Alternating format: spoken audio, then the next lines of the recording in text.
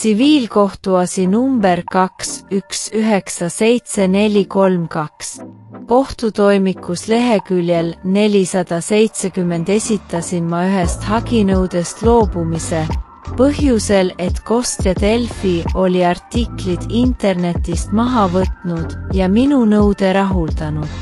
Seaduse järgi, kui nõudest loobutakse selle tõttu, et kostja on hageja nõude rahuldanud, siis jäävad menetluskulud kostja enda kanda.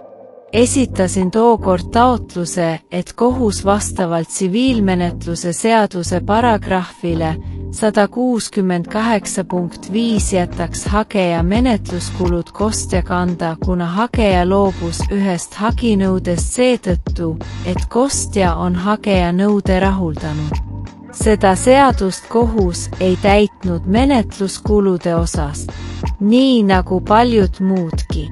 Kohtuotsus number 219742 on kehtetu ja saadeti hagejale ilma kohtunike allkirjadeta. Teatan, et kohtulahendil number 219742 on kelmuse tunnused karistusseadustiku paragrahv 209 järgi ja teadvalt valesti tehtud kohtulahendi tunnused karistusseadustiku paragrahv 311 järgi. Samuti kohtuasjas number 219742 ei ole hagejale Agnes Bellu saadetud 2019 kuni 2022 aasta jooksul ühtegi juriidiliselt kehtivat dokumenti, millel oleks all pitsatid ja allkirjad. Menetlus toimus PDF-formaadis dokumentidega kokkuleppeliselt ning ringkonnakohtu otsusel PDF-formaadis dokumendil puudusid isegi digiallkirjade kinnituslehed. Sellest tulenevalt pole antud dokumentidel mitte mingit juriidilist jõudu ega alust. Tsiviilseadustiku üldosa seaduse paragrahv 84 lõige 1 alusel tühisel tehingul ei ole algusest peale õiguslikke tagajärgi. Tühise tehingu alusel saadu tagastatakse vastavalt alusetu rikastumise sätetele, kui seaduses ei ole sätestatud teisiti. Kohtuotsus number 219742 on ebaseaduslik, õigustühine ja tühistatud ega kuulu rahuldamisele mitte mingis osas. Otsus on lõplik ega kuulu edasikaebamisele ega vaidlustamisele. Kui hageja andis teada, et tal puudub võimalus e-toimikus käia ja ta ei saanud kordagi e-toimikus käia 2019 kuni 2022 aasta jooksul ja tal puudus info, millised dokumendid on e-toimikus, millised need välja näevad ja kas need on kättesaadavad ja seaduslikud ning hagejale saadeti e-postile vaid nii-öelda informatiivseid kirju kohtu poolt, kuid neil kirjadel puuduvad allkirjad ja pitsatid, siis need dokumendid on juriidiliselt täiesti kehtetud. Hageja kätte ei ole toimetatud ühtegi juriidilise jõuga dokumenti, millel oleks all üksainuski allkiri ja seega on kohtuotsus number 219742 tühine. Allkirjadega jooksis ringi ainult hageja.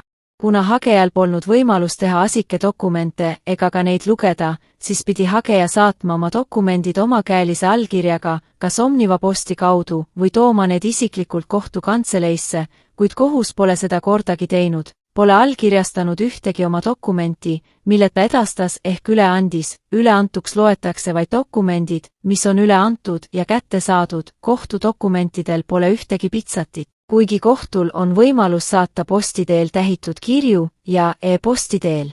Kas või skaneeritud dokumente, millel on pitsatid ja allkirjad, kohus ei või mingil juhul saata ainult informatiivseid kirju, sest sellistel dokumentidel puudub igasugune seaduslik jõud, allkirju ei saa nõuda ainult ühelt poolelt. Kohus küsis küll alati, kas olete kirja kätte saanud, kuid ise saatis dokumente ilma allkirjadeta, seega polnud nende kirjade kätte saamisel mingit seaduslikku jõudu ega mitte mingit tagajärge. Kohus ei täitnud seadust ja saatis hagejale vaid informatiivseid dokumente, kätte saadud dokumentidel pidid olema pitsatid ja allkirjad, kuid neid ei ole kunagi sinna lisatud, isegi mitte kohtuotsuse puhul. Seda, et kusagil vedelevad mingid asikedokumendid, kuhu keegi ligi ei saa, see pole dokumendi kätte toimetamine inimesele. Inimene peab saama oma arvutist välja trükkida kohtuotsuse, kus on pitsatid ja allkirjad. Siis võiks ju ka mina saata allkirjadeta dokumente ja öelda, et allkirjaga dokument on minu sahtlis. Kui kohus suhtleb iseendaga ja paneb kuhugi dokumente, mida lugeda keegi ei saa, siis loetakse, et neid dokumente pole kohale toimetatud ja neid tõepoolest ei toimetatudki kohale, sest hageja informeeris, et ta neid lugeda ei saa. Kui inimene ei saa dokumente kätte ühest kohast, tuleb need saata teise kohta ja ikka dokumendina, mitte ainult informatiivse kirjana, sedasi ei peeta kohut, kus allkirju peab andma vaid hageja. Hageja ei saanud ega saa lugeda e-toimiku asike dokumente ja tema kätte pole toimetatud ühtegi juriidilise jõuga dokumenti, seega pole Agnes saanud ega näinud ühtegi juriidilise jõuga dokumenti ja see teeb kohtuotsuse tühiseks. E-toimiku asike dokumente Agnes lugeda ei saa ega tea, mis dokumendid on sinna üles laaditud, mina sain täna avada seal vaid doc-formaadi ja see on loomulikult allkirjastamata. Agnes ei ole allkirjastatud dokumente kohtult mitte kunagi saanud ja see teeb kohtuotsuse number 219742 tühiseks. Nii e-toimikusse üles laaditud kui ka inimesele kätte toimetatavad dokumendid peavad olema kohtupitsatiga ja kohtuniku allkirjaga, vastasel juhul ei ole need dokumendid. E-toimik on minu jaoks umbes sama, nagu ma koostaks kodus omale allkirjaga dokumendi, aga ära saadaks teile ilma allkirjata dokumendi, te ei võtaks ju seda vastu ja ka mina loomulikult ei võta vastu dokumente ega kohtuotsuseid, millel puuduvad pitsatid ja allkirjad, sest need on õigustühised dokumendid. Digiallkiri, kui see mõnel dokumendil on, selle digiallkirja kinnituslehel on tekst, et antud kinnitusleht on informatiivse sisuga, ehk see pole dokument mingi juriidilise jõuga, see on mingi näitemäng. Sedasi tegutseb meie kohus ja saadab ebaseaduslikke dokumente. Kui inimene ei saa asike dokumente lugeda ja ta on selles kohut informeerinud, siis kohus ei või vastuseks saata vaid informatiivseid kirju ja öelda, et neid peab täitma. Ei, antud juhul ei ole toimunud muu, kui ühepoolne dokumentide saatmine hageja poolt ja kohtuotsust ei ole toimunudki. Seoses sellega on kohtuotsus number 219742 tühine.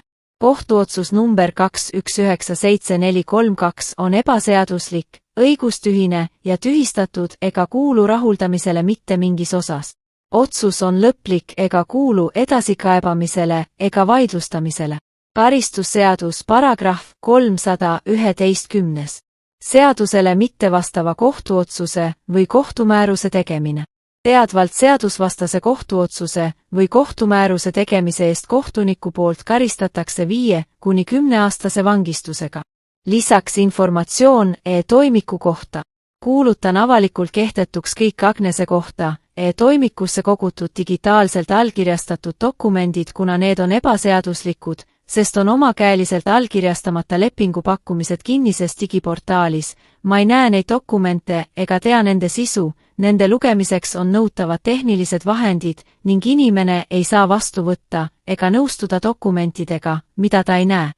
Samuti tuleb Riigikogul muuta seaduseid selliselt, et toimikusse lisatakse digitaalselt allkirjastatud dokumendid ainult neile, kes neid seal lugeda saavad, muudel juhtudel tuleb sinna saata PDF-formaadis kohtuniku omakäelise allkirjaga dokumendid või kui inimene seal üldse ei käi, siis ainult informatiivse sisuga tekst, sest dokument, mida inimene kätte ei saa või lugeda ei saa või avada ei saa, on kehtetu, sest pole üle antud.